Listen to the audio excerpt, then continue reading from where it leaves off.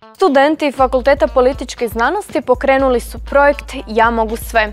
Cilj projekta je uključiti osobe s invaliditetom u društvo te stvoriti zagrebačko društvo jednakih šansi.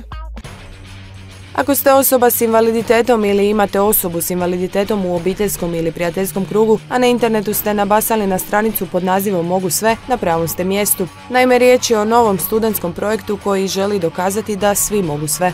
Projekt je nastao zbog osoba s invaliditetom, da im pomognemo integrirati se što bolje u društvo, podići neku svijest građana da su oni jednako vrijedni i ravnopravni kao svi ostali.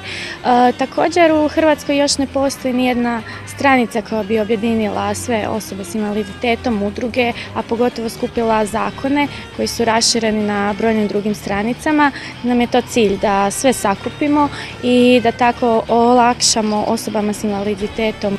Naš Fakultet političkih znanosti ima po zadnjem istraživanju najviše osoba s invaliditetom u Zagrebu.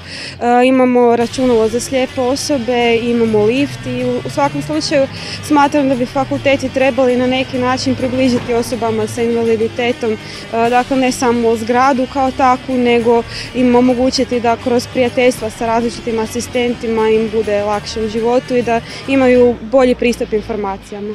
Mlade studentice primile su se posla zahvaljujući prijateljici Lani koja im je na kraju postala i zaštitno lice projekta. Lana je moja prijateljica već dosta godina, u svakom slučaju ona je osoba s invaliditetom koja je baš ono što mi želimo promaknuti ovom kampanjom, dakle potpuno uključena u društvo, bez ikakvih problema u životu, mislim u smislu druženja s ljudima i tako dalje. Htjela bi da zaživi na taj način da u biti se dogodi promjena u medijima, da mediji prestanu prikazivati osobe s invaliditetom samo kroz njihove nedostatke, odnosno da ih počinju prikazivati i kroz nekakva njihova pozitivna postignuća. Svoj su hvalevrijedni projekt osigurale sa svih strana, a posebno onih medijskih. Poznavajući moć i vrijednost društvenih mreža, upravo preko njih svoj su projekt učinile prepoznatljivim i ono najvažnije uspjele pomoći osobama s invaliditetom. Već smo poslali svim medijskim kućama od radija, televizije, raznih novina priopćenja, pa se nadamo da ćemo na taj način dobiti do što većeg broja ljudi, da će ljudi prepoznati našu akciju i da će se naravno priključiti i na taj način pomoći osobama s invaliditetom, da se što više integriraju i uključe u društvo. Za početak smo krenule na fakultetu, usmenom predajom, pokrenule smo ovaj projekt vezan je za osobe s invaliditetom, pa daj se uključi, pa ovo, pa ono, ali ljudi nisu toliko brzo se priključivali kao što su se priključili sad kad smo pokrenuli i na Facebooku svoj page, Mogu sve, na Twitteru, zatim na LinkedInu i zapravo na svim društvenim mrežama smo dosta povezani. Mi smo se udružile sa raznim udrugama, na primjer udruga Zamisli, javljaju nam se druge udruge s kojim surađujemo, dakle od prosljeđivanja informacija. Također nam se i javljaju ljudi na mail i u inbox na Facebooku i pitaju nas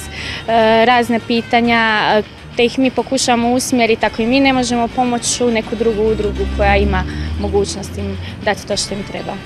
Na njihovim stranicama možete pronaći sve korisne informacije, dokumente ili zakone te svakodnevne vijesti vezane uz osobe s invaliditetom. Također, ako studirate ili planirate upisati studij na Zagrebačkom sveučilištu, stranica vam nudi informacije iz prve ruke od iskustava vezanih uz odnos pojedinih fakulteta prema osobama s invaliditetom do informacija o udrugama u koje se možete učlaniti.